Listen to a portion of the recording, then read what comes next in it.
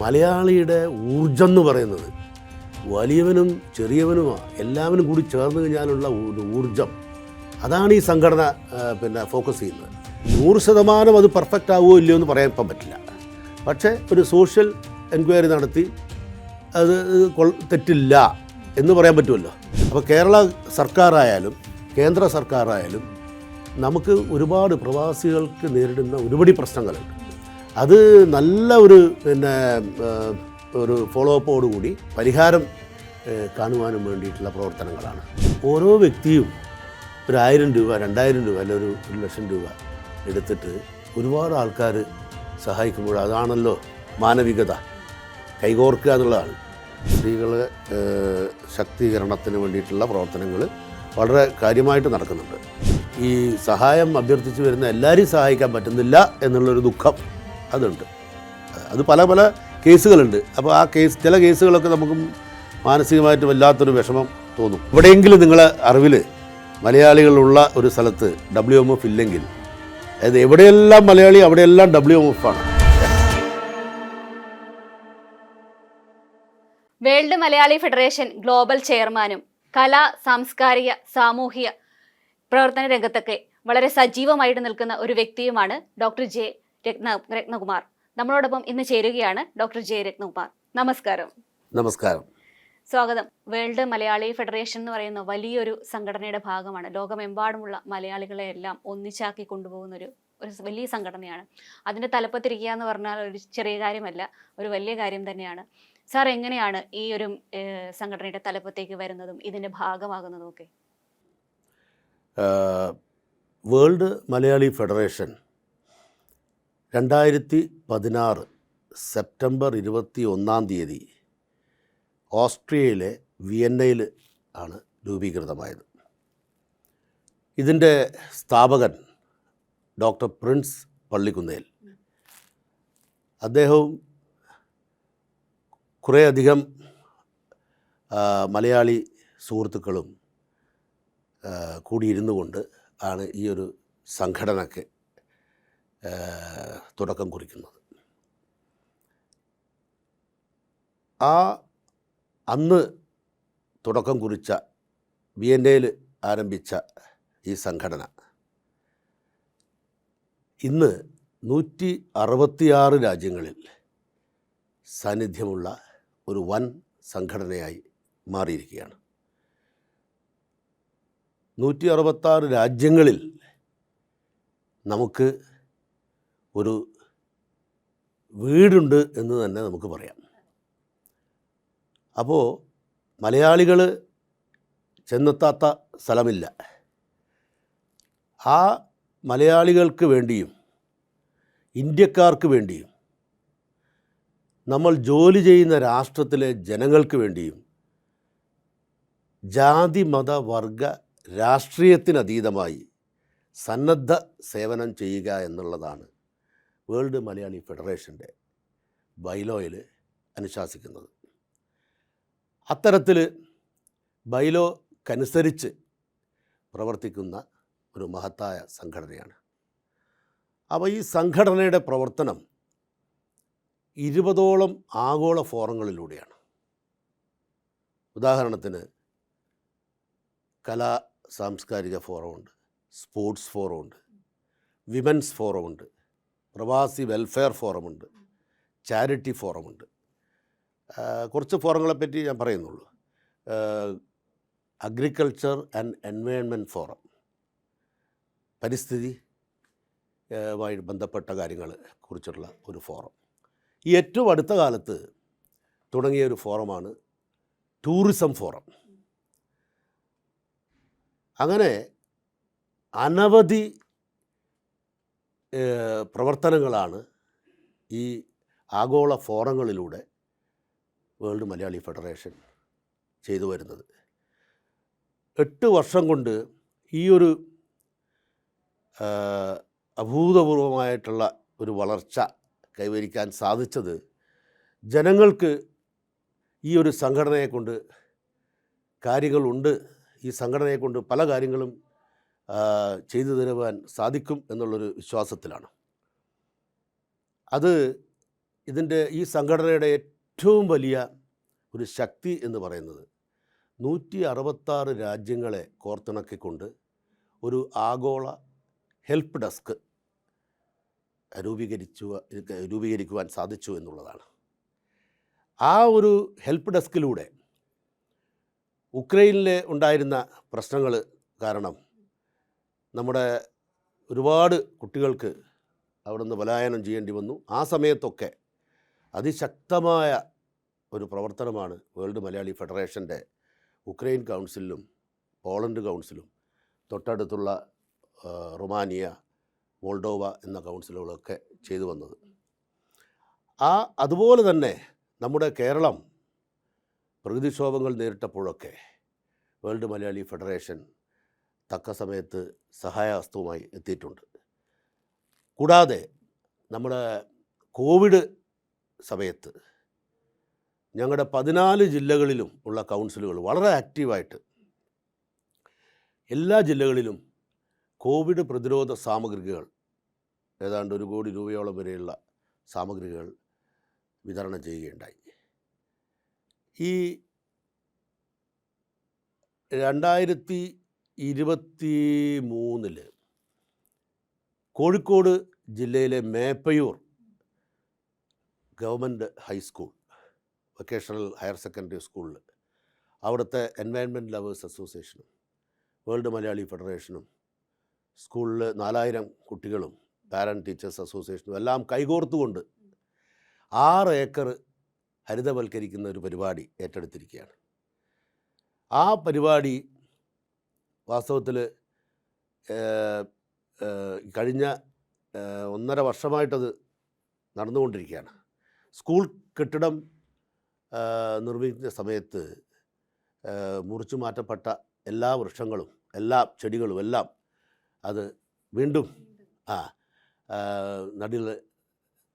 നടുക എന്നുള്ളത് നമ്മുടെ കുട്ടികളും രക്ഷിതാക്കളുടെ അസോസിയേഷനും വേൾഡ് മലയാളി ഫെഡറേഷനും എല്ലാം കൂടി ചേർന്ന് എൻവയൺമെൻറ്റൽ ലവേഴ്സ് അസോസിയേഷനും എല്ലാം കൂടി ചേർന്നുകൊണ്ട് ഒരു മാതൃകാപരമായ ഒരു പരിപാടി പ്ലാൻ ഫോർ പ്ലാനറ്റ് എന്ന ഞങ്ങളുടെ ഒരു സ്കീമിൽ പ്രകാരം ഉള്ള ഒരു പദ്ധതിയാണത്.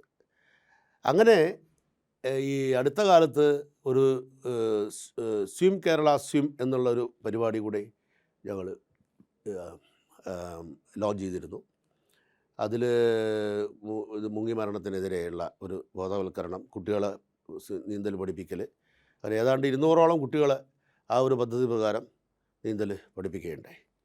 അതിനു പുറമെ ഞങ്ങൾ കലാകാലങ്ങളിൽ ശരിക്കും സഹായം അർഹിക്കുന്ന ആൾക്കാർക്ക് വീട് വെച്ചു കൊടുക്കുക എന്നുള്ള പരിപാടിയുണ്ട്.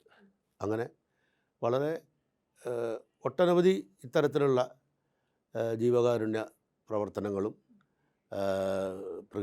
പരിസ്ഥിതി സംരക്ഷണ പ്രവർത്തനങ്ങളും ഒക്കെ ചെയ്യുന്നുണ്ട്. അതിന് പുറമേ മലയാളം ഫോറമുണ്ട് ഞങ്ങൾക്ക്, ഒരു ആഗോള മലയാള ഫോറം.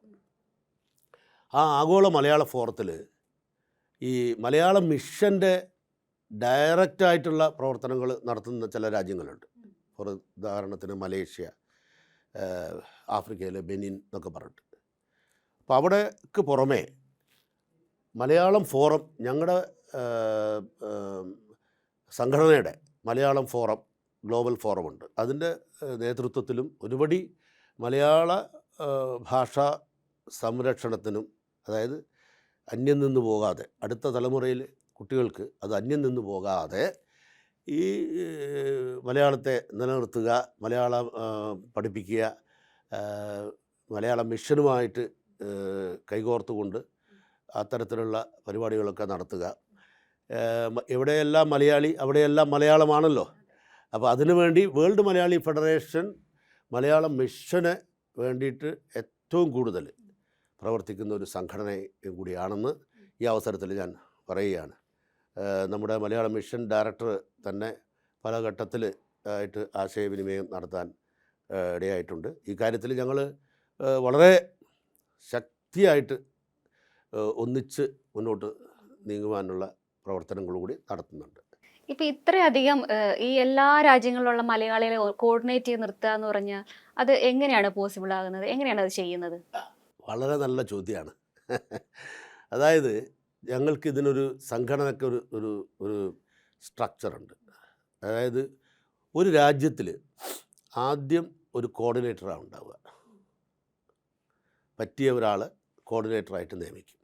ആ കോർഡിനേറ്റർ അവിടെ ഒരു എക്സിക്യൂട്ടീവ് കൗൺസിൽ ഉണ്ടാക്കും. അവിടെ പ്രസിഡൻറ്റ് വരും, സെക്രട്ടറി വരും, ട്രഷറർ വരും, അല്ലെങ്കിൽ മറ്റ് vice president, executive office bearers, അങ്ങനെ ഒരു സംവിധാനം എക്സിക്യൂട്ടീവ് കൗൺസിൽ. അത് ഇതിന് പുറമേ ഓരോ ഫോറത്തിന് ഒരു പ്രതിനിധി ഉണ്ടാവും. ഇപ്പോൾ അഗ്രികൾച്ചർ എൻവയൺമെൻറ്റ് ഫോറം, അല്ലെങ്കിൽ ടൂറിസം ഫോറം, സ്പോർട്സ് ഫോറം, അങ്ങനെയൊക്കെയുള്ള പിന്നെ IT ഫോറമുണ്ട്, സ്റ്റുഡൻസ് ഫോറമുണ്ട്, യൂത്ത് ഫോറമുണ്ട്, വിമൻസ് ഫോറം. അങ്ങനെ അതിനെല്ലാം എല്ലാ സ്ഥലങ്ങളിലും എല്ലാ ഫോറങ്ങളിലും ഉള്ള ആൾക്കാരുണ്ടാവില്ല. അതിൻ്റെ അനുസരിച്ചിട്ട് ഒരു 10 ഫോറങ്ങളെങ്കിലും മിനിമം ഓരോ രാജ്യത്ത് ഉണ്ടാവും. അപ്പോൾ അങ്ങനെയാണിത് ഒരു രാജ്യത്ത് അത് സെറ്റാവുന്നത്. അങ്ങനെ സ്റ്റേറ്റുകളിൽ കൺവീനർമാരെയാണ് പോസ്റ്റ് ചെയ്യുക ആദ്യം. ആ കൺവീനറായിരിക്കും പിന്നെ അവിടെ ഒരു എക്സിക്യൂട്ടീവ് കൗൺസിൽ വരുമ്പോൾ ഒരു പിന്നെ പ്രസിഡൻറ്റ്, സെക്രട്ടറിയോ എന്തോ ഭാരവാഹിത്വം വഹിക്കുന്നത്. ഈ നമ്മുടെ കേരളത്തിൽ ഞാൻ പറഞ്ഞല്ലോ, കേരളത്തിലൊരു സ്റ്റേറ്റ് കൗൺസിലുണ്ട്. അതിന് പുറമെ എല്ലാ ജില്ലകളിലും ഡിസ്ട്രിക്ട് കൗൺസിലുണ്ട്. കർണാടകത്തിൽ നമുക്ക് കൗൺസിലുണ്ട്, കോയമ്പത്തൂർ കൗൺസിലുണ്ട്, ചെന്നൈ മെട്രോ കൗൺസിലുണ്ട്, ഗോവയിലുണ്ട്, പിന്നെ ഭോപ്പാലിലുണ്ട്. ഇപ്പോൾ മഹാരാഷ്ട്രയിലും ഡൽഹിയിൽ ഓൾറെഡി ഉണ്ട്. മഹാരാഷ്ട്രയിൽ ഇപ്പോൾ ഉടനെ വരാൻ വേണ്ടിയിട്ടുള്ള പ്രവർത്തനങ്ങൾ നടക്കുന്നുണ്ട്. മനസ്സിലായില്ലേ? ഇപ്പൊ ഇത്രയധികം ഇതിന് തുടക്കകാലം എന്ന് പറഞ്ഞു കഴിഞ്ഞാൽ വളരെ ആളുകളെ സഹായിക്കണം, അല്ലെ മലയാളികൾക്ക് ഒരു കൂട്ടായ്മ അതിന് വേണ്ടിയിട്ടായിരിക്കുമല്ലോ അങ്ങനെ സ്റ്റാർട്ട് ചെയ്ത് തുടങ്ങിയത്. അപ്പൊ എങ്ങനെയാണ് ഈ മലയാളികൾക്ക് വേണ്ടിയിട്ടുള്ള ഒരു കൂട്ടായ്മ ഇതിനെ ചേർത്ത് പിടിച്ച് അവർക്ക് എന്തെങ്കിലും ഒരു പ്രശ്നം വരുമ്പോൾ അതിനെ പരിഹരിക്കാനും ഒക്കെ ഒരു ഏത് രീതിയിലാണ് അതിന്റെ സ്ട്രക്ചറും കാര്യങ്ങളും? ഇപ്പം നമുക്കൊരു പ്രശ്നം വരിക എന്ന് പറയുമ്പോൾ ഏതൊക്കെ തരത്തിലുള്ള പ്രശ്നങ്ങളായിരിക്കും നിങ്ങൾ അത് പരിഹരിച്ചു കൊടുക്കുന്നത്? പ്രശ്നങ്ങൾ എന്ന് പറഞ്ഞു കഴിഞ്ഞാൽ പലപ്പോഴും നമ്മുടെ കുട്ടികളുടെ പ്രശ്നങ്ങളാണ് ഇപ്പോൾ ഈ അടുത്ത കാലത്തൊക്കെ കൂടുതൽ വരുന്നത്. കുട്ടികളുടെ താമസ പ്രശ്നങ്ങൾ പല സ്ഥലങ്ങളിലുള്ള, ഇപ്പോൾ കാനഡയിലോ അല്ലെങ്കിൽ നമ്മൾ യൂറോപ്പിലോ ഈവൻ ലണ്ടനിൽ പോലും കുട്ടികളുടെ താമസത്തിന് ഒരു പ്രശ്നമാണ്, വലിയ ബുദ്ധിമുട്ടുള്ള കാര്യമാണ്. അപ്പോൾ അവിടെയൊക്കെ ഞങ്ങളുടെ കൗൺസിലുകൾ ഞാൻ പറഞ്ഞല്ലോ നേരത്തെ, അതിന് പുറമേ ഗ്ലോബൽ ഹെൽപ്പ് ഡെസ്കിലേക്കും ഈ ഒരു വിഷയം വന്നാൽ അവിടെ നിന്നും നമ്മളെ പ്രതിനിധികൾ, ഇപ്പോൾ എല്ലാ രാജ്യങ്ങളിലും ഉള്ള കോർഡിനേറ്റർമാർ പ്രതിനിധികളുണ്ടല്ലോ, അവർ ഇത് ഉടനെ അത് ടേക്കപ്പ് ചെയ്ത് അത് ചെയ്യും. പിന്നെ ഈ ഓരോരോ നേച്ചർ, അതായത് ജോലിപരമായിട്ട് ഇപ്പോൾ ഒരു ജോലി അത് പിന്നെ നല്ല യഥാർത്ഥത്തിൽ വിശ്വസിക്കാൻ പറ്റുന്ന ഏജൻസിയാണോ, അല്ലെങ്കിൽ ക്രെഡിബിലിറ്റി കേട്ടോ, അങ്ങനെയുള്ള കാര്യങ്ങൾക്കൊക്കെ ഞങ്ങൾക്കൊരു സോഷ്യൽ ഒരു എൻക്വയറി നടത്താൻ പറ്റും. അപ്പം 100% അത് പെർഫെക്റ്റ് ആവുമോ ഇല്ലയോ എന്ന് പറയാൻ ഇപ്പം പറ്റില്ല. പക്ഷേ ഒരു സോഷ്യൽ എൻക്വയറി നടത്തി അത് തെറ്റില്ല എന്ന് പറയാൻ പറ്റുമല്ലോ. അപ്പോൾ ജോലി സംബന്ധമായിട്ട് ഈവൻ ഞങ്ങളൊരു ജോബ് കണക്ട് ഗ്രൂപ്പ് ഉണ്ടാകുന്നുണ്ട്, WMF ജോബ് കണക്ട്. അപ്പോൾ ആ ജോബ് കണക്റ്റിലൂടെ connecting the people for jobs. നമ്മൾ ഇപ്പോൾ 166 രാജ്യങ്ങളിലെ കോർഡിനേറ്റർമാർക്കും പല പല സാധ്യതകളെ പറ്റി അറിയും. ഫോർ എക്സാമ്പിൾ, അപ്പോൾ ആഫ്രിക്കയിൽ ഞങ്ങൾ 52 രാജ്യങ്ങളിൽ വി ഹാവ് കൗൺസിൽസ്. അപ്പോൾ അവിടെയൊക്കെ വളരെ പൊട്ടൻഷ്യലായിട്ടുള്ള പിന്നെ സാധ്യതകളാണ് അവിടെ വന്നുകൊണ്ടിരിക്കുന്നത്. അപ്പോൾ എവിടെയാണെങ്കിലും അവിടെയുള്ള സാധ്യതകളെക്കുറിച്ച് ഒരു അവബോധം നമ്മുടെ ആൾക്കാർക്ക് കിട്ടും ഈ ജോബ് കണക്ട് ഗ്രൂപ്പിലൊക്കെ. അപ്പോൾ അത് മാത്രമല്ല, ഇതിൻ്റെ ഒരു ആഗോള മെമ്പർഷിപ്പാണ്. വളരെ ഒരു ലൈഫ് മെമ്പർഷിപ്പ് എന്ന് പറയുന്നത് ആഗോള മെമ്പർഷിപ്പാണ്. അതായത് ഒരു സ്ഥലം മാത്രമല്ല. ഇപ്പോൾ ദുബായിൽ ഒരു മെമ്പർഷിപ്പ് എടുത്താൽ നാളെ നിങ്ങൾ ജപ്പാനിലാണെങ്കിൽ ജപ്പാനിലെ കൗൺസിലിലെ മെമ്പറായിട്ട് ട്രാൻസ്ഫർ ചെയ്ത് കൊടുക്കും. ദുബായിലെ കോർഡിനേറ്റർ ജപ്പാനിലെ കോർഡിനേറ്റർക്ക് എഴുതും, ഇന്ന ആൾ എക്സ് അവിടെയാണ് ഇനി മുതൽ താമസിക്കുന്നത്, അപ്പോൾ അവിടത്തേക്ക് ട്രാൻസ്ഫർ ചെയ്യും. അപ്പോൾ ഒരു ഗ്ലോബൽ മെമ്പർഷിപ്പാണിത്. വളരെ ചെറിയൊരു തുകയാണ് ലൈഫ് മെമ്പർഷിപ്പിന് പോലും. അപ്പോൾ ഈ പലതുള്ളി പെരുവെള്ളം എന്ന് പറഞ്ഞ മാതിരി എല്ലാവരും കൈകോർത്ത് കൊണ്ട് സഹായിക്കുക. ഈ കൂട്ടായ്മ മലയാളിക്ക് മാത്രം പറ്റുന്ന ഒരു അതാണ് കാര്യമായിരിക്കും. അതാണ് മലയാളിയുടെ സാധ്യത, പോസിറ്റീവ് സൈഡാണ് നമ്മൾ ഏറ്റവും കൂടുതൽ ഉപയോഗിക്കുന്നത്. മലയാളിയുടെ ഊർജം എന്ന് പറയുന്നത് വലിയവനും ചെറിയവനും എല്ലാവരും കൂടി ചേർന്ന് കഴിഞ്ഞാലുള്ള ഒരു ഊർജം, അതാണ് ഈ സംഘടന ഫോക്കസ് ചെയ്യുന്നത്. അതായത് ലക്ഷ്യം വെക്കുന്നത് അതാണ്. ഈ മറ്റ് സംഘടനകളിൽ, പ്രാദേശിക സംഘടനകളിൽ ആയാലും ഈ ഒരു സംഘടനയിൽ മെമ്പർഷിപ്പ് എടുക്കാം. കാരണം നമ്മൾ പ്രാദേശിക വിഷയമല്ല ടേക്കപ്പ് ചെയ്യുന്നത്, നമ്മൾ ആഗോള തലത്തിലേക്ക് വരുന്ന വിഷയം, അങ്ങനെയുള്ള വിഷയങ്ങളിലാണ് കൂടുതലും നമ്മളെ ഫോക്കസ്. പ്രാദേശിക തലത്തിലുള്ള പരിഹരിക്കാൻ പല പ്രാദേശിക സംഘടനകളുണ്ട്, അവരെ സഹായിക്കുക എന്നുള്ള ഒരു ദൗത്യമാണ് നമ്മളെ. അപ്പോൾ കേരള സർക്കാരായാലും കേന്ദ്ര സർക്കാരായാലും നമുക്ക് ഒരുപാട് പ്രവാസികൾക്ക് നേരിടുന്ന ഒരുപടി പ്രശ്നങ്ങളുണ്ട്. ആ പ്രശ്നങ്ങളൊക്കെ ഫലവത്തായിട്ട് അധികാര കേന്ദ്രങ്ങളിലേക്ക് എത്തിക്കാനും അത് നല്ല ഒരു ഫോളോ അപ്പോടുകൂടി അതിന് പരിഹാരം കാണുവാനും വേണ്ടിയിട്ടുള്ള പ്രവർത്തനങ്ങളാണ്. അപ്പോൾ അതുകൊണ്ട് എന്താ വെച്ച് കഴിഞ്ഞാൽ ഇതൊരു വലിയ ഒരു സന്നദ്ധ കൂട്ടായ്മയാണ്. സന്നദ്ധ സേവനം നമ്മൾ അങ്ങോട്ടേക്ക് കൊടുക്കുകയാണല്ലോ, എടുക്കാനല്ലോ. അപ്പോൾ കൊടുക്കുന്ന ആൾക്കാരുടെ വലിയൊരു കൂട്ടം ഇതിൻ്റെ അകത്തുണ്ട്. എടുക്കേണ്ട ആൾക്കാരും ഉണ്ടാവും. ചിലപ്പം ഈ എല്ലാ കാലത്തും എല്ലാവരും ഒരേമാതിരി ആവണമെന്നില്ല, അവർക്ക് സഹായം ആവശ്യം വരും. അപ്പോൾ അവർക്ക് ഒക്കെ സഹായിക്കുന്ന വലിയൊരു സംഘടനയാണ്. അപ്പോൾ ഈ ഇത്തരത്തിലുള്ള ഒരു സംഘടന നിലനിൽക്കുകയും അഭിവൃദ്ധി പ്രാപിക്കുകയും ചെയ്യേണ്ട ചുമതലയുണ്ട്. ഞാൻ ഇതിൻ്റെ ഒമാനിൽ പ്രസിഡൻ്റായിരുന്നു, അത് കഴിഞ്ഞ് ഗ്ലോബൽ കോർഡിനേറ്ററായി, അത് കഴിഞ്ഞതിന് ശേഷം ഗ്ലോബൽ പ്രസിഡൻ്റായി. ഇപ്പോൾ ഈ ഞങ്ങളുടെ ബാങ്കോക്ക് കൺവെൻഷനായിരുന്നു 4ാം കൺവെൻഷൻ.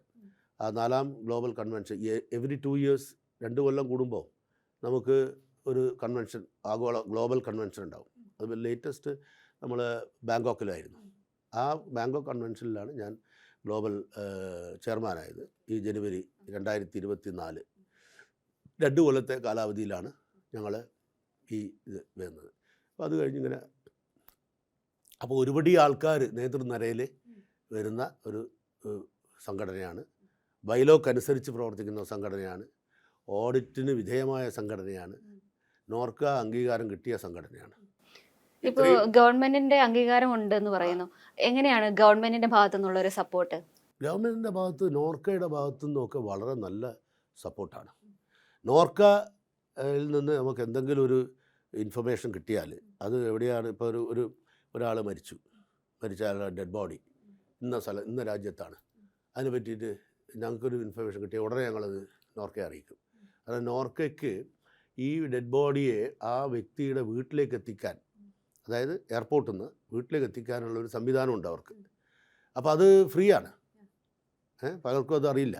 അപ്പോൾ അങ്ങനത്തെ കാര്യങ്ങൾക്ക് നമ്മൾ ഒരു ഫെസിലിറ്റേറ്ററായിട്ട് നമ്മൾ പ്രവർത്തിക്കുന്നുണ്ട്. അതുകൊണ്ട് നോർക്ക എപ്പോഴും നോർക്കയായിട്ട് അസോസിയേറ്റഡ് ആണ് ഞങ്ങൾ. പല പ്രവർത്തനങ്ങളും അപ്പോൾ അറിയിക്കും നോർക്കയെ. അതെ, ഒരുപാട് ആളുകൾക്ക് വീട് വെച്ച് കൊടുക്കുക, രോഗം വരുന്നവർക്ക് സഹായം കൊടുക്കുക, സ്കൂളുകളിൽ ഓരോരോ കാര്യങ്ങൾ ചെയ്യുക, സമൂഹത്തിന് വേണ്ടിയുള്ള മൊത്തം എല്ലാ കാര്യങ്ങളും ഏർപ്പെടുന്നുണ്ട്. ഇത്തരം കാര്യങ്ങളിലൊക്കെ ഒരു പ്രവർത്തനം എങ്ങനെയായിരിക്കും ഈ ജീവകാരുണ്യ പ്രവർത്തനങ്ങളിലൊക്കെ ഉള്ളത്? അതെ, അതായത് ഇപ്പം തന്നെ വയനാട് ചൂരൽമല മുണ്ടക്കൈ ദുരന്തത്തിൽ ഞങ്ങൾ വയനാടിനൊപ്പം എന്നൊരു ക്യാമ്പയിൻ തുടങ്ങിയിട്ടുണ്ട്. അപ്പം അതിൻ്റെ ഒരു മറ്റു ഭാഗത്തുകളിൽ സർക്കാരിൻ്റെ ഭാഗത്തു നിന്നുള്ള ആ പ്രോജക്റ്റുകളും കാര്യങ്ങളൊക്കെ ക്ലിയർ ആയാലേ അതിനെ പറ്റിയിട്ട് കൂടുതൽ പറയാൻ പറ്റുള്ളൂ. പക്ഷെ ഞങ്ങളുടെ ഭാഗത്തുനിന്ന് എങ്ങനെയെങ്കിലും സഹായിക്കണമെന്നുണ്ട്. ഒരാൾ 1 കോടി രൂപ തരാം അല്ലേ, വേണമെങ്കിൽ കഴിവുള്ള ഒരു വലിയൊരു വ്യവസായിയോ അല്ലെങ്കിൽ കഴിവുള്ള ആൾക്കാർ. പക്ഷേ ഓരോ വ്യക്തിയും 1000 രൂപ 2000 രൂപ അല്ലെങ്കിൽ 1 ലക്ഷം രൂപ എടുത്തിട്ട് ഒരുപാട് ആൾക്കാർ സഹായിക്കുമ്പോൾ അതാണല്ലോ മാനവികത, കൈകോർക്കുക എന്നുള്ളതാണ്. അതായത് നമ്മളെ ലക്ഷ്യം ജാതി മത വർഗ രാഷ്ട്രീയത്തിന് അതീതമായി വലിയവനെന്നോ ചെറിയവനെന്നോ ഉള്ള വ്യത്യാസമില്ലാതെ മാനവികതയ്ക്ക് വേണ്ടി മാത്രം പ്രവർത്തിക്കുന്ന ഒരു സംഘടനയാണ്. അപ്പോൾ ആ സംഘടന വയനാടിനൊപ്പം എന്ന് പറയുന്ന ഒരു മുദ്രാവാക്യം ഞങ്ങൾ പറയുന്നത് വെച്ചാൽ ഓരോ വ്യക്തികളും കൈകോർക്കുക. അപ്പോൾ ഇതിൽ തുക എത്രയാവും എന്നുള്ളതല്ല, ചെയ്യാൻ പറ്റുന്നത് ചെയ്യുക, അതിൽ പങ്കാളികളാവുക. അപ്പോൾ അത് അങ്ങനെ ഒരു പരിപാടി ഞങ്ങൾ തുടങ്ങിയിട്ടുണ്ട്. പിന്നെ ഇപ്പോൾ മറ്റുള്ള സ്കീമുകളും കാര്യങ്ങളൊക്കെ ഒന്ന് ക്ലിയറായി കഴിഞ്ഞാലേ ബാക്കിയുള്ള കാര്യങ്ങളിൽ ഒരു തീരുമാനം ആവുള്ളൂ. അപ്പോൾ അങ്ങനെ ഒരുപാട് ജീവകാരുണ്യ പ്രവർത്തനങ്ങൾ നമ്മൾ ചെയ്യുന്നുണ്ട്. നമ്മുടെ കഴിവിനനുസരിച്ച് സഹായിക്കാൻ പറ്റുന്ന കൂടുതൽ ആൾക്കാർ ഇതിൽ വന്ന് ചേരുകയാണ്. മെമ്പർഷിപ്പ് ഇപ്പോൾ നമ്മൾ ഇപ്പോൾ ഒമാനിൽ തന്നെ ഇപ്പോൾ കഴിഞ്ഞ ഒരു നവംബർ 1-ാം തീയതി കേരളപ്പിറവി ദിനത്തിൽ മാനവീയം എന്നൊരു പരിപാടി നടത്തി. മാനവീയം ശ്രീ സന്തോഷ് ജോർജ് കുളങ്ങരയായിരുന്നു അതിൻ്റെ ഒരു ഗസ്റ്റ് സ്പീക്കർ. വലിയ ഒരു പരിപാടിയായി മാറിയത്. അപ്പോൾ അത് കഴിഞ്ഞപ്പം ആൾക്കാർക്ക് സംഘടനയെ പറ്റി മനസ്സിലായപ്പോൾ ഒരുപടി ആൾക്കാർ ഇതിലേക്ക് ചേരാൻ വേണ്ടി വന്നു. അപ്പോൾ അത്തരത്തിലുള്ള ഒരു സംഘടനയാണ് നമ്മൾ പിന്നെ മനസ്സിലുള്ളത്. അതായത് ചെയ്യാൻ പറ്റുന്ന മലയാളികളുടെ പ്രശ്നങ്ങളിൽ വേറൊന്നും തടസ്സമാവാതെ മനുഷ്യൻ എന്നുള്ള ആ രീതിയിൽ മനുഷ്യനെ മാത്രം കണ്ടുകൊണ്ട് സഹായം അർഹിക്കുന്ന ആൾക്കാരെ സഹായിക്കാൻ പറ്റുന്ന ഒരു സംഘടനയായിട്ട് ഇത് മാറിയിട്ടുണ്ട്. ഇനിയും കൂടുതൽ ആൾക്കാരെ സഹായിക്കാൻ പറ്റുന്ന രീതിയിലുള്ള പ്രവർത്തനം കാഴ്ചവെക്കണമെന്നാണ് നമ്മുടെ വലിയ ആഗ്രഹം. ഒരു കാര്യം കൂടി ഇതുകൊണ്ട് ബന്ധപ്പെട്ട് ചോദിക്കണം. കാരണം സ്ത്രീകളുടെയും കുട്ടികളുടെയും ആവശ്യങ്ങൾ, അവർക്ക് വേണ്ടിയുള്ള പ്രവർത്തനങ്ങൾ, അതൊക്കെ ഏത് രീതിയിലാണ് ചെയ്യുന്നത്? പ്രത്യേകിച്ച് അവരുടെ കലാപ്രവർത്തനങ്ങളായാലും അവരുടെ സ്ത്രീകൾക്ക് വേണ്ട ശാക്തീകരണങ്ങളായാലും ഒക്കെ വളരെ ശക്തമായ പ്രവർത്തനമാണ് വേൾഡ് മലയാളി ഫെഡറേഷനിൽ നടക്കുന്നത്. അവിടെ വനിതാ ഫോറം, ഗ്ലോബൽ വിമൻസ് ഫോറം, അത് ആഗോളതലത്തിൽ വളരെ ശക്തിയുള്ള ഈ 20 ഫോറങ്ങളിൽ വളരെ ശക്തിയോടുകൂടി പ്രവർത്തിക്കുന്ന ഒരു ഫോറമാണ്. ഇപ്പോൾ ഫോർ എക്സാമ്പിൾ സൗദി അറേബ്യയിലും ഇങ്ങോട്ട് ആഗോളതലത്തിൽ ഇപ്പോൾ യൂറോപ്പിലാണെങ്കിലും എല്ലാം വളരെയധികം പ്രവർത്തനങ്ങൾ വിമൻസ് ഡേ സമയത്ത് മാത്രമല്ല അല്ലാത്ത സമയത്തും ഒരുപാട് ആക്ടിവിറ്റീസ് നടക്കുന്നുണ്ട്. സ്ത്രീകളെ ശാക്തീകരണത്തിന് വേണ്ടിയിട്ടുള്ള പ്രവർത്തനങ്ങൾ വളരെ കാര്യമായിട്ട് നടക്കുന്നുണ്ട് സംഘടനയിൽ. അത് അർഹതപ്പെട്ട ആൾക്കാരെല്ലാം നേതൃസ്ഥാനത്തേക്ക് കൊണ്ടുവരണമെന്നും കൂടിയും നമ്മുടെ ഒരു ബൈലോയുടെ ഒരു ലക്ഷ്യമാണ്, ഭരണഘടനയുടെ ലക്ഷ്യമാണ്.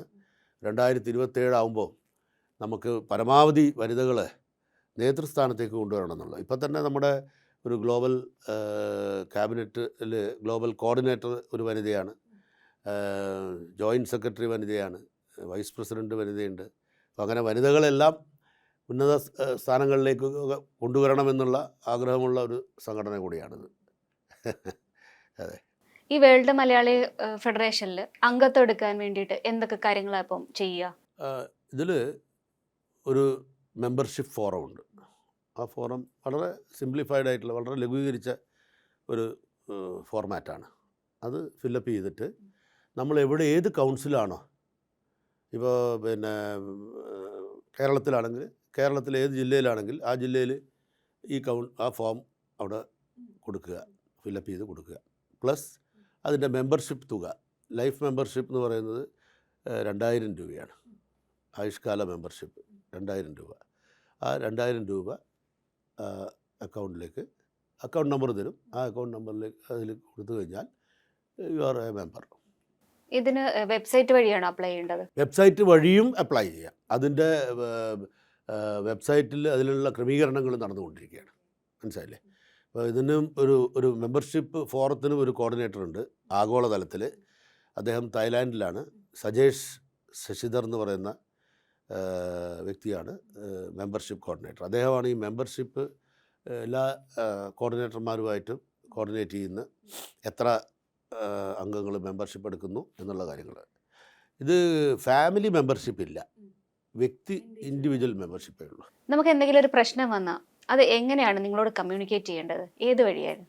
നിങ്ങൾക്കൊരു പ്രശ്നം വന്നു കഴിഞ്ഞാൽ ആദ്യം തന്നെ നിങ്ങൾ ഏത് കൗൺസിലാണ് ഉള്ളത് ആ കൗൺസിലിൽ നിങ്ങളെ കോർഡിനേറ്റർ അല്ലെങ്കിൽ പ്രസിഡൻറ്റ് അല്ലെങ്കിൽ സെക്രട്ടറി അല്ലെങ്കിൽ ട്രഷറർ, ഇവരാണ് core group. President, secretary, treasurer, coordinator, 4 പേരാണ് കോർ ഗ്രൂപ്പ്. അവരെ ആയിട്ട് നിങ്ങളൊരു വാട്സപ്പ് ഗ്രൂപ്പിലൊരു മെമ്പറായിരിക്കും. Say for example X place, അവിടെ ഒരു വാട്സപ്പ് ഗ്രൂപ്പ് ഉണ്ടാവും. അപ്പോൾ ആ വാട്സപ്പ് ഗ്രൂപ്പിൽ നിങ്ങൾക്ക് ഇവരുമായിട്ടൊക്കെ ബന്ധപ്പെടാം, നിങ്ങൾക്കൊരു ഡയറക്റ്റായിട്ട് കമ്മ്യൂണിക്കേറ്റ് ചെയ്യാം. ഈ പ്രസിഡൻറ്റോ സെക്രട്ടറി ആരാ വെച്ചാൽ അവർക്ക് കൊടുക്കുക, ഇന്ന വിഷയങ്ങളുണ്ട്, അത് എന്താണ് വേണ്ടതെന്ന്. അപ്പോൾ അവരതിലേക്ക് ഇടപെടും. അതുമല്ല, അത് വലിയൊരു പ്രശ്നമാണെങ്കിൽ ഗ്ലോബൽ ഹെൽപ്പ് ഡെസ്കിലേക്ക് പോകും. മനസ്സിലല്ലേ? ഗ്ലോബൽ ഹെൽപ്പ് ഡെസ്കിലേക്ക് പോയിട്ട് അത് ആഗോളതലത്തിലുള്ള ആൾക്കാരുടെ സപ്പോർട്ടോടു കൂടി ചെയ്യാൻ വേണ്ടിയിട്ട് പരിശ്രമിക്കും. മനസ്സിലല്ലേ? ചിലർക്ക് ഭയങ്കരമായ ഫിനാൻഷ്യൽ പ്രോബ്ലംസും ഒക്കെ ഉണ്ടാവും ഈ രോഗം വന്നിട്ട്. രോഗമാണ് ഏറ്റവും വലിയൊരു പ്രശ്നം. പലരും ക്യാൻസർ ഇങ്ങനെയുള്ള കാര്യങ്ങളൊക്കെ വന്നിട്ട് അത് വലിയ ചികിത്സിക്കാൻ പോലും പറ്റാത്തൊരു സാഹചര്യം വരിക, അതൊരു വലിയ വിഷയമാണത്, ഈ ആരോഗ്യ രംഗത്തുള്ള പ്രശ്നങ്ങളെ. അപ്പോൾ അത് സാധാരണ ഒരു വ്യക്തിക്ക് വന്നു കഴിഞ്ഞാൽ കുടുംബം തന്നെ തകർന്നു പോകുന്നൊരു സാഹചര്യമാണ്. ഇതൊക്കെ ഈ വിഷയങ്ങളൊക്കെ ഞങ്ങൾ മനസ്സിലുണ്ട്. ഇതിനൊക്കെ എന്താണ് നമുക്ക് ചെയ്യാൻ പറ്റുക എന്നുള്ളത് വളരെ കുലങ്കുഷമായിട്ട് നമ്മൾ ചർച്ച ചെയ്ത് വരുന്നുണ്ട്. ഇത്രയും വലിയൊരു സംഘടനയുടെ ഭാഗമാണ്. അപ്പോൾ എന്തായാലും സാറിൻ്റെ മനസ്സിനെ വേദനിപ്പിച്ച അല്ലെങ്കിൽ സാറിൻ്റെ മനസ്സിൽ ഹോണ്ട് ചെയ്തിട്ടുള്ള എന്തെങ്കിലും അനുഭവങ്ങളൊക്കെ ഉണ്ടായിട്ടുണ്ടാവുമല്ലോ, അതൊന്ന് ഷെയർ ചെയ്യാൻ പറ്റും? ഹോണ്ട് ചെയ്യുന്നത് എന്താ വെച്ച് കഴിഞ്ഞാൽ ഒരുപാട് ആപ്ലിക്കേഷൻ വരും, മനസ്സിലായോ? പക്ഷെ പരിമിതിയില്ലേ. എല്ലാവരുടെയും ആപ്ലിക്കേഷൻ പരിഗണിച്ചുകൊണ്ട് സഹായിക്കാൻ പറ്റുന്നൊരു സാഹചര്യം വരണമെന്ന് പ്രാർത്ഥിക്കുകയാണ്. കാരണം അല്ല, എന്താ അറിയോ, ഇപ്പോൾ ഒരു ശരിക്കും ഡിസർവിങ് ആയിട്ടുള്ള ഒരാൾ, ഇപ്പം നമ്മൾ ഒരു സംഘടനയ്ക്ക്, ഒരു സന്നദ്ധ സംഘടനയ്ക്ക്, ഇപ്പം നമ്മൾ ആരെടുത്തും ഒരിക്കലും നിർബന്ധപൂർവം പറയില്ല ഒരു കാര്യത്തിനും. നിങ്ങൾക്ക് ചെയ്യാൻ എന്തെങ്കിലും ചെയ്യാൻ പറ്റുമെങ്കിൽ ചെയ്യുക, അത്രയേ ഉള്ളൂ. അപ്പോൾ അങ്ങനെ ഉള്ള ഒരു സാഹചര്യത്തിൽ നമുക്ക് ഈ സഹായം അഭ്യർത്ഥിച്ച് വരുന്ന എല്ലാവരെയും സഹായിക്കാൻ പറ്റുന്നില്ല എന്നുള്ളൊരു ദുഃഖം അതുണ്ട്. അത് പല പല കേസുകളുണ്ട്. അപ്പോൾ ആ ചില കേസുകളൊക്കെ നമുക്ക് മാനസികമായിട്ട് വല്ലാത്തൊരു വിഷമം തോന്നും. അത് സഹായിക്കാൻ അത്രയും അർഹിക്കുന്ന ആൾക്കാരുണ്ടാവും. പക്ഷേ നമ്മുടെ ബജറ്റ് ആ സമയത്ത് എല്ലാം എക്സോസ്റ്റഡായി പോയി കഴിഞ്ഞാൽ പിന്നെ നമുക്കൊരു പരിധിയില്ലേ. അങ്ങനെയുള്ള പ്രശ്നങ്ങൾ, അതാണ് ഏറ്റവും വലിയ സങ്കടം. കാരണം അത്ര അധികം ആൾക്കാർക്ക് സഹായം ആവശ്യമാണ്. നമ്മൾ വിചാരിക്കില്ലേ, നമ്മളൊക്കെ എത്രയോ അനുഗ്രഹമുള്ള ആൾക്കാരെന്നാണ് ഞാൻ പറയും. എത്ര ആൾക്കാരാണ് ബുദ്ധിമുട്ടുന്നത്, പ്രത്യേകിച്ച് ഈ രോഗ ചികിത്സ രംഗത്ത് ഉണ്ടാകുന്ന പ്രശ്നങ്ങൾ.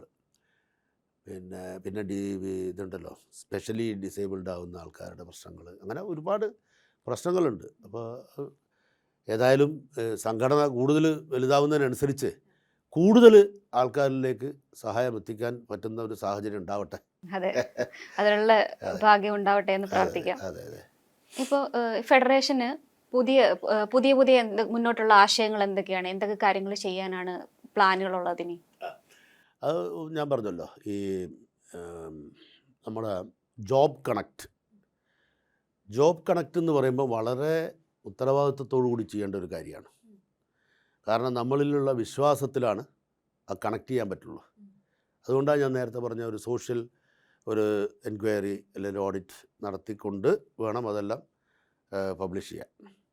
അപ്പോൾ അത് വലിയ ഒരു ആശാകേന്ദ്രമായിട്ട് മാറും എന്നുള്ളതിന് യാതൊരു സംശയമില്ല. കാരണം വേൾഡ് മലയാളി ഫെഡറേഷനെ പോലെയുള്ള ഒരു സന്നദ്ധ സംഘടന യാതൊന്നും പ്രതീക്ഷിക്കാതെ ഇത്തരത്തിലുള്ള ഇത് ചെയ്യുന്നത്. പിന്നെ നമ്മൾ ഒരു ഗ്ലോബൽ ബിസിനസ് ഫോറം ഉണ്ട്. ആ ബിസിനസ് ഫോറത്തിൽ മെമ്പർഷിപ്പ് ഈ ലൈഫ് മെമ്പർഷിപ്പ് തന്നെയുള്ളൂ, അതിന് പ്രത്യേക മെമ്പർഷിപ്പ് ഇല്ല. ആ ബിസിനസ് ഫോറത്തിൻ്റെ പല പല മീറ്റിങ്ങുകളും പല സ്ഥലങ്ങളിലും നടക്കുന്നുണ്ട്. അപ്പോൾ ഒരുപാട് ബിസിനസ് രംഗത്തുള്ള ആൾക്കാർക്ക് അത് പ്രയോജനം കിട്ടുന്നുണ്ട്, പുതിയ പുതിയ മേഖലകളെക്കുറിച്ച് അറിയാൻ. അപ്പോൾ അത് തന്നെ ഒന്നും കൂടി ഒരു വിപുലീകരിക്കാൻ വേണ്ടിയിട്ടുള്ള ചിന്തകൾ, ബിസിനസ് ക്ലബ് എന്നുള്ള രീതിയിലുള്ള ചിന്തകളും നമ്മുടെ സംഘടനയുടെ ഭാഗത്തുനിന്ന് ഉണ്ടായിട്ടുണ്ട്. പക്ഷേ തീരുമാനമായിട്ടില്ല. ആ തീരുമാനങ്ങൾ വന്നു കഴിഞ്ഞാൽ കൂടുതൽ ആൾക്കാരിൽ ഈ ഓൺട്രപ്രീനേഴ്സിനും ഒക്കെ ഒരു ബിസിനസ്, കാരണം ഇത്രയും വാസ്റ്റായിട്ട് കിടക്കുകയല്ലേ ഈ കണക്ഷൻസ്. അപ്പം കണക്റ്റിംഗ് ദ പീപ്പിൾ, കൂടുതൽ ആൾക്കാരെ കണക്ട് ചെയ്തുകൊണ്ട് എല്ലാ സാധ്യതകളും ഉപയോഗിക്കാനുള്ള പരിശ്രമം, അതാണ് ആ കാര്യത്തിൽ. പിന്നെയുള്ളത് നമ്മൾ ഈ ടൂറിസം മേഖലയിൽ, അപ്പോൾ കേരള ഗവൺമെൻറ്റുമായിട്ട് ചേർന്നുകൊണ്ട് കേരളത്തിലുള്ള ടൂറിസം സ്പോട്ടുകൾ നമ്മൾ പറയുകയും അതുപോലെ തന്നെ വിദേശത്തിലുള്ള ടൂറിസ്റ്റുകളെ ആ സ്പോട്ടുകളിലേക്ക് ആകർഷിക്കുകയും അവിടെയുള്ള സ്പോട്ടുകളെക്കുറിച്ച് ഇവിടെ ധരിപ്പിക്കുകയും ചെയ്യുന്ന ഒരു ഫെസിലിറ്റേഷൻ ആണ്. അത് വലിയൊരു പ്രക്രിയയാണത്. സത്യം പറയുകയാണെന്നുണ്ടെങ്കിൽ വലിയ സാധ്യതകളുള്ളൊരു മേഖലയാണത്. അത് കേരള സർക്കാരുമായിട്ട് ചർച്ച ചെയ്തുകൊണ്ട് അത് ചെയ്യണമെന്നുണ്ട്. പിന്നെ നമ്മുടെ പ്രവാസി റിഹാബിലിറ്റേഷൻ, പുനരധിവാസം. പ്രവാസികൾ, പ്രത്യേകിച്ച് ഗൾഫ് പ്രവാസി, പല തട്ടിലുള്ള പ്രവാസികളുണ്ട്. വലിയ വൻ വ്യവസായികൾ, മിഡിൽ ഇൻകം അല്ലെങ്കിൽ ജോലിക്കാർ, അല്ലെങ്കിൽ അത് കഴിഞ്ഞ് ലേബർ തൊഴിലാളികൾ. അപ്പം ഇവരൊക്കെ ഒരു 10, 20, 30 കൊല്ലം കഴിഞ്ഞ് നാട്ടിലേക്ക് വരുമ്പോൾ ഈ വ്യവസായികൾ, വൻകിട വ്യവസായികൾ ഓഫ് കോഴ്സ് അവർക്ക് പ്രശ്നമല്ല. പക്ഷെ അല്ലാത്ത കൂട്ടർ മിഡിൽ ഇൻകത്തിൽ നിന്ന് താഴോട്ട് വന്നു കഴിഞ്ഞാൽ അവർ വരുന്നത് മിക്കവാറും രോഗങ്ങൾ കൊണ്ടും ഷുഗർ, പ്രഷർ, കൊളസ്ട്രോൾ ഇതൊക്കെ ആയിട്ട് വലിയ പ്രശ്നത്തിൽ വരുന്ന ഒരു ബഹുഭൂരിപക്ഷം ആൾക്കാരുണ്ട്. ആ തൊഴിലാളികൾക്ക് വേണ്ടി ഒരു മെഡിക്കൽ ഇൻഷുറൻസ്, പ്രവാസി മെഡിക്കൽ ഇൻഷുറൻസിന് വേണ്ടി ഞാൻ ഈ കഴിഞ്ഞ ലോക കേരള സഭയിലും പറഞ്ഞിരുന്നു. കാരണം അവരെ വേറെ തട്ടിൽ കാണേണ്ട ആൾക്കാരാണ്. ഈ ഗൾഫിൽ പോകുന്ന ആൾക്കാരെല്ലാം വലിയ കാശുണ്ടാക്കി വരുന്നു എന്നുള്ളത് ഈ ഒരു ആൾക്കാരെ നോക്കുമ്പോൾ അത് അത്രയായിട്ട് ശരിയാവുന്നില്ല. കാരണം അവരുടെ ഒരുപാട് ചിലവുകളും അവരുടെ ആ ചെറിയ വരുമാനത്തിൽ ഒരുപാട് ചിലവുകളും അതൊക്കെയാണ്. ഇപ്പോൾ പ്രത്യേകിച്ച് കുടുംബത്തിലൊക്കെ രോഗമൊക്കെ വന്നു കഴിഞ്ഞാൽ തീർന്നു. അപ്പോൾ ആ ഒരു തൊഴിലാളികൾക്ക് അല്ലെങ്കിൽ പ്രവാസികൾക്ക് മിഡിൽ ഇൻകത്തിൻ്റെ താഴെ അങ്ങനെയുള്ള ഒരു സെക്ടറിന്, അപ്പോൾ നമ്മൾ ഈ കേരളത്തിലാണെങ്കിലും പല ബിലോ പോവർട്ടി ലൈൻ അല്ലെങ്കിൽ അങ്ങനെ ഒരു പല കാറ്റഗറി സീറ്റാണല്ലോ പല സ്കീമുകൾ ഉണ്ടാക്കുന്നത്. അപ്പോൾ യഥാർത്ഥത്തിൽ ഈ ഒരു പ്രവാസികൾക്ക് അവർക്ക് തീർച്ചയായിട്ടും അവർ അറിയിക്കുന്നതാണ് ഒരു സഹായം, ആനുകൂല്യം. അപ്പോൾ രോഗങ്ങൾ കൊണ്ട് അവർ ബുദ്ധിമുട്ടണ്ട, അതിനുള്ളൊരു ചികിത്സക്കുള്ള കാശ് അങ്ങനെ ഒരു ഇൻഷുറൻസ് വരികയാണെങ്കിൽ അവരെ ഒരുപാട് കുടുംബങ്ങൾ കേരളത്തിൽ രക്ഷപ്പെടും. അപ്പോൾ അതിന് വേണ്ടിയിട്ട് നമ്മൾ പറഞ്ഞിരുന്നു. അപ്പോൾ അത് നടപ്പിൽ വരുന്നു തന്നെയാണ് വിചാരിക്കുന്നത്, പ്രവാസി ഒരു ആരോഗ്യ ഇൻഷുറൻസ്. പിന്നെ നമ്മൾ പുതിയ രാജ്യങ്ങൾ ഇപ്പം 166 രാജ്യമായി. ഇനിയിപ്പം മലയാളികൾ ഇനിയുമുണ്ട്, ഒരു 10-12 രാജ്യങ്ങളോളം ഏറ്റവും ചുരുങ്ങിയതുണ്ട്. അപ്പോൾ അതും കൂടെ നമ്മൾ അവിടെ കൂടി എത്താൻ വേണ്ടിയിട്ടുള്ള പരിശ്രമങ്ങൾ ചെയ്യുന്നുണ്ട്. അപ്പോൾ അതുകൊണ്ട് ഇപ്പോൾ റിപ്പോർട്ടർ ചാനലിനെ പോലെ വളരെ സജീവമായിട്ട് മലയാളികൾക്കിടയിൽ പ്രവർത്തിക്കുന്ന ഒരു ചാനൽ, ആ ചാനലും കൂടെ നമ്മൾ ഈ കാര്യത്തിൽ സഹായിക്കുകയാണെങ്കിൽ, എവിടെയെങ്കിലും നിങ്ങളെ അറിവിൽ മലയാളികളുള്ള ഒരു സ്ഥലത്ത് WMF ഇല്ലെങ്കിൽ, അതായത് എവിടെയെല്ലാം മലയാളി അവിടെയെല്ലാം WMF ആണ്. അപ്പോൾ അത് നിങ്ങൾക്കൊന്ന് അറിയിച്ചു കഴിഞ്ഞാൽ ഞങ്ങൾ തീർച്ചയായിട്ടും ഞങ്ങളുടെ പ്രതിനിധികൾ അവിടെ ചെല്ലും. അവിടെ ചെന്ന് അവിടെ ഒരു യൂണിറ്റ് ഞങ്ങൾ തുടങ്ങും. അപ്പോൾ മറ്റ് ഒരു സമൂഹം, ഇന്ത്യയിൽ ഇങ്ങനൊരു ഭാഷാ സമൂഹം അവരുടെ മലയാളികൾക്ക് വേണ്ടിയും ഇന്ത്യക്കാർക്ക് വേണ്ടിയും, ഇപ്പം ഞങ്ങൾ ഈ സന്നദ്ധ സേവനം ചെയ്യുന്നത് മലയാളികൾക്ക് മാത്രമല്ല, ഇന്ത്യയിലുള്ള ഏത് സംസ്ഥാനത്തുള്ള ആൾക്ക്, ഇന്ത്യക്കാരൻ ആണെങ്കിൽ അവർക്കൊക്കെ ചെയ്യുന്നുണ്ട്. ഇപ്പം ലണ്ടനിൽ ഈയിടെ അടുത്തൊരു കേസ് വന്നു. ആ കേസിൽ ആ കുട്ടി മലയാളിയല്ല, പക്ഷേ ആ കുട്ടിക്കൊരു സഹായം വന്നു. പക്ഷെ നമ്മുടെ ആൾക്കാർ തന്നെ ആ കുട്ടിയെ സഹായിക്കാൻ വേണ്ടി അവിടെ എത്തി. റെക്കോർഡ് സ്പീഡിൽ ഒരു 5 ദിവസം കൊണ്ട് ആ പ്രശ്നം പരിഹരിച്ചു. അപ്പോൾ നമ്മളങ്ങനെ എല്ലാ മേഖലകളിലും പിന്നെ ഒരു കേരളത്തിൽ മാത്രം ഒതുങ്ങാതെ, അല്ല മലയാളികൾക്ക് വേണ്ടി മാത്രം ഒതുങ്ങാതെ എല്ലാ സ്ഥലങ്ങളിലേക്കും ചെയ്യുന്നുണ്ട്. അതുമാതിരി നമ്മൾ ജോലി ചെയ്യുന്ന രാഷ്ട്രത്തിലെ ജനങ്ങൾക്ക് വേണ്ടി കൂടെ സന്നദ്ധ സേവനം. ഫോർ എക്സാമ്പിൾ ഈ പ്ലാൻ ഫോർ പ്ലാനറ്റ് എന്ന് ഞാൻ പറഞ്ഞല്ലോ സ്കീം, അത് എല്ലാ രാജ്യത്തിലും അവിടെയുള്ള മലയാളികൾ അതാത് സ്കൂളുകളിലും ക്യാമ്പസുകളിലും അവിടെ പോയി അവർ ഈ ചെടികൾ നടുന്ന ഒരു സംവിധാനം ഉണ്ട്. അപ്പോൾ അങ്ങനെ ഉള്ള കാര്യങ്ങളാണ് നമ്മൾ ഉദ്ദേശിക്കുന്നത്. ഇപ്പം ഇത്രയും വലിയൊരു സംഘടനയെ പറ്റിയും അതിൻ്റെ പ്രവർത്തനങ്ങളെ കുറിച്ചും ഒക്കെ പറഞ്ഞു. ഇതല്ലാതെ സാർ ഒരു കലാകാരൻ കൂടിയാണ്, കലയെ ഇഷ്ടപ്പെടുന്ന ഒരാളാണ്. ഭാവന ആർട്സ് എന്ന് പറഞ്ഞിട്ടൊരു ഭാവലയ ആർട്സ് എന്ന് പറഞ്ഞിട്ട് സാർ ഒരു സംഘടന ഉണ്ടാക്കിയിട്ടുണ്ട്. അതിന്റെ പ്രവർത്തനങ്ങൾ വളരെ വിപുലമായിട്ട് സജീവമായിട്ട് നടക്കുന്നുണ്ട്. അതിനെക്കുറിച്ചൊന്ന് പറയും, എങ്ങനെയാണ് ഈ കലാരംഗത്തേക്കുള്ള ഒരു... അതായത് ഞാൻ എൻ്റെ ഒരു ലക്ഷ്യം മാനവികതയാണ്. അതിൽ എൻ ആർട്ടിസ്റ്റ് ബൈ സോൾ എന്നാണ് എൻ്റെ വാട്സപ്പിൻ്റെ മുകളിൽ കാണാം, എൻ ആർട്ടിസ്റ്റ് ബൈ സോൾ. അപ്പം നമ്മൾ ഒരു ഹൃദയമുണ്ടെങ്കിലേ നല്ലൊരു മനുഷ്യനാവാൻ പറ്റുള്ളൂ കേട്ടോ. മറ്റുള്ളവരുടെ വിഷമത്തിൽ നമ്മുടെ കണ്ണിൽ ഒരു സ്വല്പം കണ്ണീര് വരിക.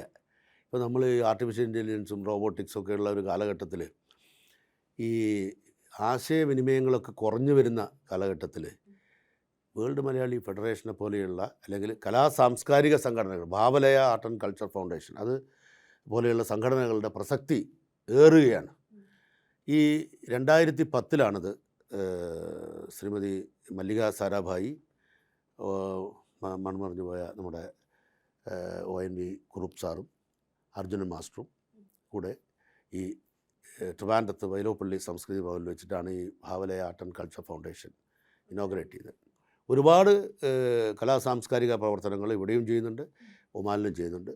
ഒമാനിൽ ചെയ്ത 2 പ്രോഗ്രാമിനെ കുറിച്ച് മാത്രം ഞാൻ പറഞ്ഞുകൊണ്ട് ആ ഒരു വിഷയം അവിടെ നിർത്തുകയാണ്. അതായത് പെയിൻറ്റ് ഫോർ പീസ്, അത് മസ്കറ്റിലെ ഗവർണറായിരുന്നു അതിൻ്റെ chief guest. Omani society for fine arts, Bhavalaya art and culture ഫൗണ്ടേഷനും കൂടി ചേർന്നുകൊണ്ട് 46 കലാകാരന്മാർ ഒരു കൂരയ്ക്ക് താഴെ ഇരുന്നുകൊണ്ട്, അതായത് Omani society for fine arts ഹാളിൽ ഇരുന്നുകൊണ്ട് 2 ദിവസം ലൈവായിട്ട് പെയിൻറ്റ് ഫോർ പീസ് എന്ന പ്രമേയത്തെക്കുറിച്ച് ഉണ്ടാക്കിയ ഒരു പെയിൻറ്റിങ് മത്സരമായിരുന്നു. അത് it was planned as a tribute to his majesty. അദ്ദേഹം ജീവിച്ചിരിക്കുന്ന കാലത്ത്, അതായത് 2017 അത് 46ാമത്തെ ഒമാൻ നാഷണൽ ഡേയിൽ കൊടുത്ത ഒരു ട്രിബ്യൂട്ടാണ് അദ്ദേഹം ഇപ്പം നമ്മുടെ കൂടെ ഇല്ല. കഴിഞ്ഞ 2 വർഷം മുമ്പ് അദ്ദേഹം മരിച്ചു. അപ്പോൾ അത് വലിയൊരു പ്രോഗ്രാമായിരുന്നു. ഇന്ത്യൻ കലാകാരന്മാരും ഒമാനി കലാകാരന്മാരും ഒക്കെ കൂടി പങ്കെടുത്ത് വലിയൊരു, ഇന്ത്യയിൽ നിന്ന് കുറേ വളരെ ഗ്രേറ്റ് സ്റ്റാൾവേർഡ്സ് ആർട്ടിസ്റ്റുകൾ വന്ന് അവിടെ ജഡ്ജസായി, അങ്ങനെയൊക്കെ വലിയൊരു പ്രോഗ്രാമായിരുന്നു അത്. പിന്നെ അവിടെ തന്നെ ഇന്ത്യൻ എംബസിയായിട്ട് കൂടെ ചേർന്നുകൊണ്ട് കളേഴ്സ്, അതിൻ്റെ theme empower women to empower families, അങ്ങനെയുള്ളൊരു തീമായിരുന്നു. അതൊരു 5 ആശയങ്ങളിലൂടെ ആ എംപവർമെൻറ്റ് ഉള്ള ഒരു പ്രോഗ്രാം, വളരെ ശ്രദ്ധേയമായ ഒരു പ്രോഗ്രാമായിരുന്നു. എല്ലാവരും വളരെ ഇഷ്ടപ്പെട്ടൊരു പ്രോഗ്രാമായിരുന്നു.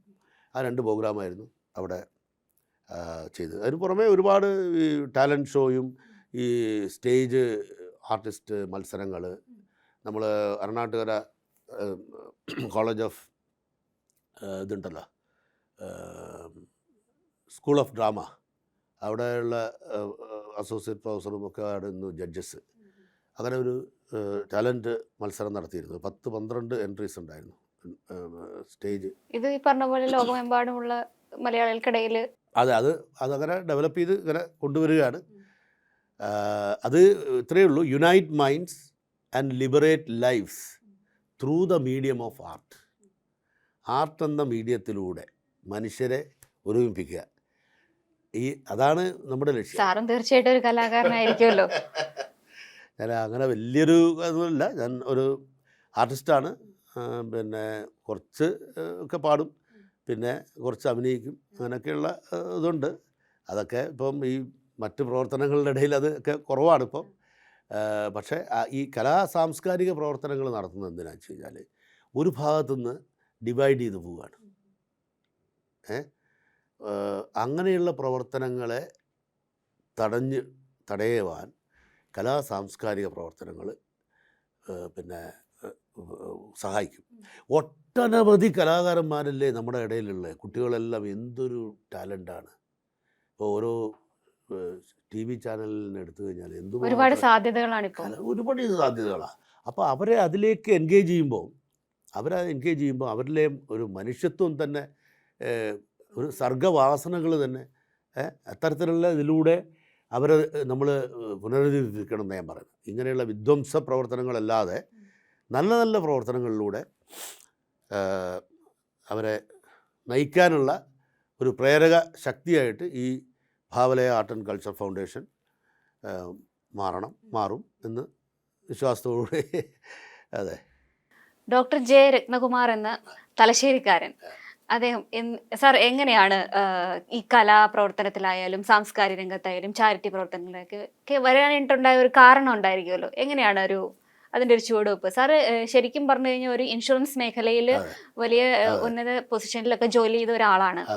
എങ്ങനെയായിരുന്നു ഇത്തരത്തിലുള്ള കാര്യങ്ങളിലേക്കൊക്കെ ഒന്ന് കടന്നു വന്നത്? അതായത് ഈ ചെറിയ പ്രായത്തിൽ തന്നെ ചെറിയ ക്ലാസ്സുകളിൽ തന്നെ കലാപ്രവർത്തനങ്ങളുമായിട്ട് ബന്ധപ്പെട്ട ഒരാളാണ് ഞാൻ. സന്തോഷ് ബാലജനസഖ്യം എന്ന് പറഞ്ഞിട്ട് കേരളത്തിൽ ഇവിടെ ബാലജനസഖ്യം ഉണ്ടല്ലോ, അതിൽ ഒക്കെ പ്രവർത്തിച്ച അങ്ങനെ വന്ന ഒരു വ്യക്തിയാണ്.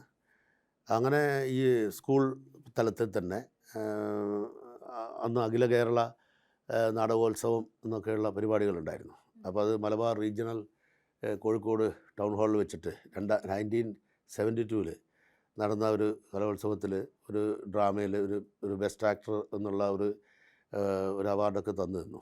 അപ്പോൾ അതോട് കൂടിയിട്ടുള്ള കൂടുതൽ അപ്പോൾ കോളേജ് ലെവലിലാണെങ്കിലും എപ്പോഴും ഇത്തരത്തിലുള്ള സാംസ്കാരിക പ്രവർത്തനങ്ങളിൽ ഞാൻ ബേസിക്കായിട്ട് പങ്കെടുക്കാറുണ്ട്. അപ്പോൾ ഇതിൽ ഇത്തരത്തിലുള്ള ഒരു പ്രവർത്തനങ്ങളിലൂടെ വരുന്ന സമയത്ത് നമുക്ക് തീർച്ചയായിട്ടും ഈ ഒരു മേഖല, അതായത് ഇപ്പോൾ ജീവകാരുണ്യ മേഖല അല്ലെങ്കിൽ മറ്റ് പ്രവർത്തനങ്ങൾ, അതൊക്കെ ഇതുമായിട്ട് ബന്ധപ്പെട്ട് കിടക്കുകയാണെന്നെല്ലാം, മനസ്സിലല്ലേ? അപ്പോൾ ഒരു കലയെ സ്നേഹിക്കുന്ന ഒരു വ്യക്തി ഒരു മനുഷ്യനെ എന്താ പറയണ്ടേ, ഹെയ്റ്റ് ചെയ്യാൻ സാധ്യതയില്ല, ഉണ്ടോ? അപ്പോൾ അങ്ങനെ എല്ലാവരെയും സ്നേഹിക്കാനാണ് നമ്മൾ ഈ കൂടുതലും ഇത്തരത്തിലുള്ള മേഖലകളിൽ പ്രവർത്തിക്കുമ്പോൾ ഒരു കൂട്ടായ്മയാണ്. അപ്പോൾ ആ ഒരു കൂട്ടായ്മ ആർട്സ് ആണെങ്കിലും സ്പോർട്സ് ആണെങ്കിലും എല്ലാം ആ ഒരു കൂട്ടായ്മയാണ് വരുന്നത്. അപ്പോൾ അത് തന്നെ ആയിരിക്കാം ഒരുപക്ഷെ ഒരു കാരണം. പിന്നെ എല്ലാം ഒരു അടിസ്ഥാനപരമായിട്ട് ഓരോ വ്യക്തികൾക്ക് ഓരോ കാഴ്ചപ്പാടുണ്ട്. അപ്പം നമ്മൾ വളർന്നു വരുന്ന സമയത്ത് ആ കാഴ്ചപ്പാടുകൾ കൂടും. എൻ്റെ ഫാദർ ഒരു അധ്യാപകനായിരുന്നു. ടീച്ചേഴ്സ് ട്രെയിനിങ് ഇൻസ്റ്റിറ്റ്യൂട്ടിൽ TTC കുട്ടികൾ ടീച്ചേഴ്സില്ലേ, അവരെ പഠിപ്പിക്കുന്ന അധ്യാപകനായിരുന്നു. അപ്പോൾ അദ്ദേഹം ഇത്തരത്തിലുള്ള സാംസ്കാരിക പ്രവർത്തനങ്ങളിലൊക്കെ വളരെ സജീവമായിട്ട്, അപ്പോൾ എൻ്റെ കുട്ടിക്കാലം മുതൽ അങ്ങനെ കണ്ടു വളർന്ന ഒരാളാണ്. അപ്പോൾ അങ്ങനെ അതുകൊണ്ടാണ് അതിലേക്ക് ഒരു ശ്രദ്ധ, ആ ഒരു പ്രവർത്തനം, അത് എവിടെ ജോലി ചെയ്യാനും സമയത്തും ഞാനത് ഒരു റിക്രിയേഷൻ ക്ലബെങ്കിലും അതിനൊരു ശക്തി പകരുന്ന ഒരു വ്യക്തിയായിട്ട് നിലനിന്നിട്ടുണ്ട് എപ്പോഴും. നമ്മൾ ഇത്രയും നേരം കേട്ടു ഡോക്ടർ രത്നകുമാർ സാറിൻ്റെ ഓരോ ഐഡിയകളും അദ്ദേഹത്തിൻ്റെ ഓരോരോ വിഷനുകളും ഒക്കെ നമ്മൾ കേട്ടു. ലോകമെമ്പാടും അദ്ദേഹത്തിന് അതൊക്കെ വ്യാപിപ്പിക്കാനും ഈ സംഘടന ഒരു മഹാവിജയമാക്കി തീർക്കാനും എല്ലാ ആളുകളെയും ഒന്നിച്ച് കോർത്ത് കൊണ്ടുപോകാനും സാധിക്കട്ടെ എന്ന് നമുക്ക് ആശംസിക്കാം. നമസ്കാരം. നന്ദി സാർ. വളരെ വളരെ സന്തോഷം, നന്ദി. നമ്മൾ കുറേ കാര്യങ്ങൾ പങ്കുവച്ചു. ഏതായാലും ഈ സംഘടന വേൾഡ് മലയാളി ഫെഡറേഷൻ ഒരുപാട് കാര്യങ്ങളിൽ സമൂഹത്തിന് നല്ല പ്രവർത്തനം കാഴ്ചവെക്കാൻ സാധിക്കും എന്നുള്ള ശുഭാപ്തി വിശ്വാസത്തോടു കൂടിയും, അതുപോലെ തന്നെ റിപ്പോർട്ടർ TV ചാനൽ ഇനിയും ഉയരങ്ങളിലേക്ക് എത്താൻ വേണ്ടി ഞങ്ങളെല്ലാവരുടെയും പ്രാർത്ഥനയുണ്ടാവും. നന്ദി, നമസ്കാരം.